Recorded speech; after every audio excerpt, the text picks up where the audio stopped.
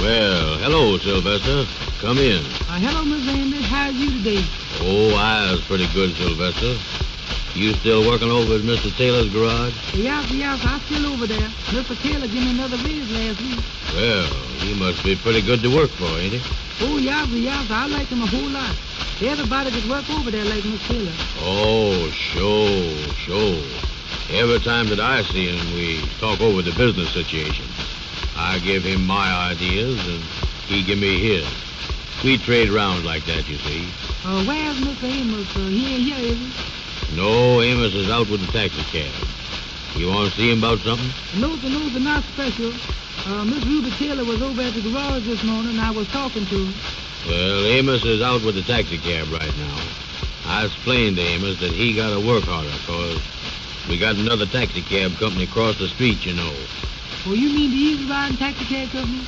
Yeah, this fellow over there, Earl Dixon. He had to open up right across the street. Well, you ain't got nothing to worry about over there, is you, Miss Amos? Well, of course, I'm smarter than he is, but Amos has got to kind of look out, because this fellow will get all the business. I can handle the office end all right. He was over at the garage this morning when Ruby Taylor was over there. Oh, yeah. He's kind of crazy about Ruby. He's got Amos jealous. Ruby don't care nothing about him, though. Did Ruby tell you that? Yes, sir. She had a little argument with him this morning. What kind of argument they done had? Well, this man, Earl Dixon, walked up to Ruby and said something about calling her up. And Ruby told him right to his face not to call her up no more. And then all of a sudden, he called her honey or baby or something like that. Some sweet name, you see. He called her honey or baby, huh? Yes, sir. And when she heard him say that, she started to walk away. And Earl Dixon grabbed her by the arm, and she hauled off and smacked him right in the face. Well, that's something. She smacked Earl Dixon in the face, huh? Yes, sir. She gave him a good smack, too. If he don't quit messing around here, I'm going to give him a smack in the face. I'm going to smack him on the nose with my fist. That's what I'm going to do. Don't you like him, Mr. Amos? No, and I don't know nobody that do like him, neither. Well, look here. Here comes Mr. Amos. Look here. Yeah. Well, how was business, Amos? Hello there, Sylvester. Hello, Miss Amos. How was business, Amos?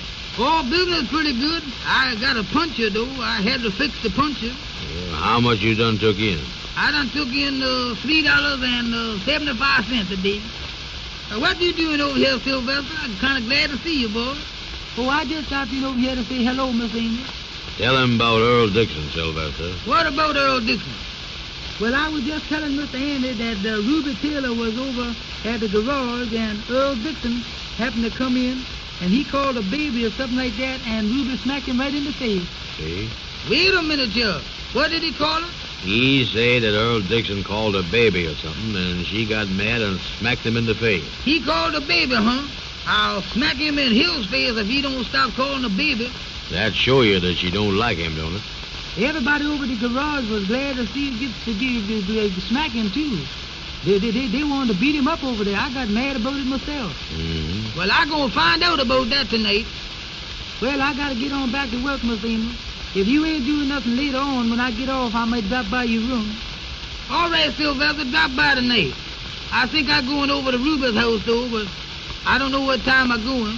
Well, we'll see you later, Sylvester. All right, Miss Amos, so long. I see you tonight, Miss Amos, so long. So long. So long, Sylvester.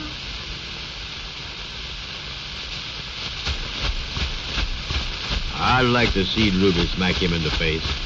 Yeah, that kind of worries me. He better not mess with her. I'll tell him that much. Well, Amos, I was fixing up a chart here. You fixing up what? While you has been out in the taxi cab, I've been working on a chart for the Fresh Air Taxi Cab Company. Shows everything. Mm-hmm. All big companies has one of these things that I was fixing up here now. Only this is a good one. Well, what is it? Let me see it. Here it is, right here, look. You know, I can't help but think about Ruby smacking him in the face, you know it? Well, now, don't think about her now. Pay attention to the business here. Well, what is these here lines on there? Boy, this here's a great thing I got here. See what I got up the top there?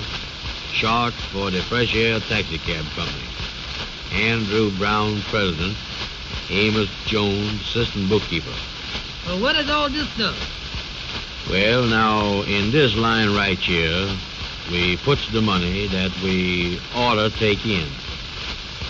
In this line over here, we puts the money that we do take in.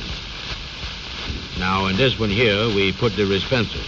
Mm-hmm. Then I reduct what we took in from what we ought to took in, and I takes the expenses out of what's left, you see. Well, explain that to me again. All right, I'll explain it to you. Say that you ought to took in $10. When? Anytime. That's what I ought to took in, huh?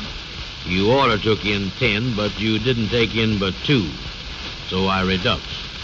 You redux, huh? Yeah. What? 2 from 10.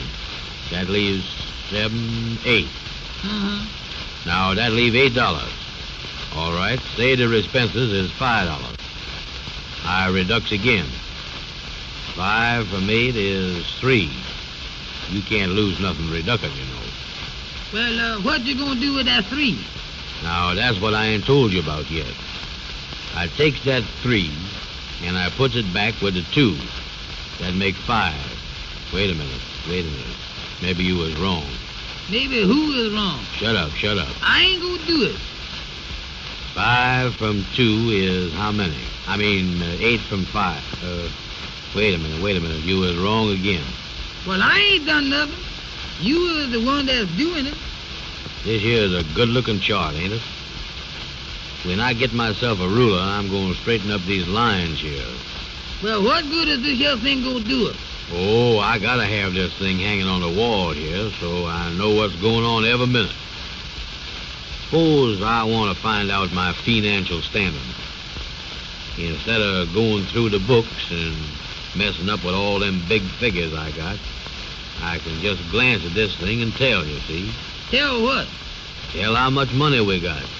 You know we ain't got none. Well, I want to make sure of it. Well, you is sure of it before we start. Amos, that's what we call system. I gotta have some system around here. Suppose I had a look in the book with all them big figures. Boy, I got millions in the book. I got one number in there that runs over 3 pages. What's the use of messing up with that number? And I know that you know as bookkeeper, but sometimes I don't believe you know what you're doing. All right. Just for that, I'm going to tear up the chart. Now, you can't tell nothing. You don't know how much we got. Well, let somebody try to borrow $2. They'll find out how much we got. I was gusted.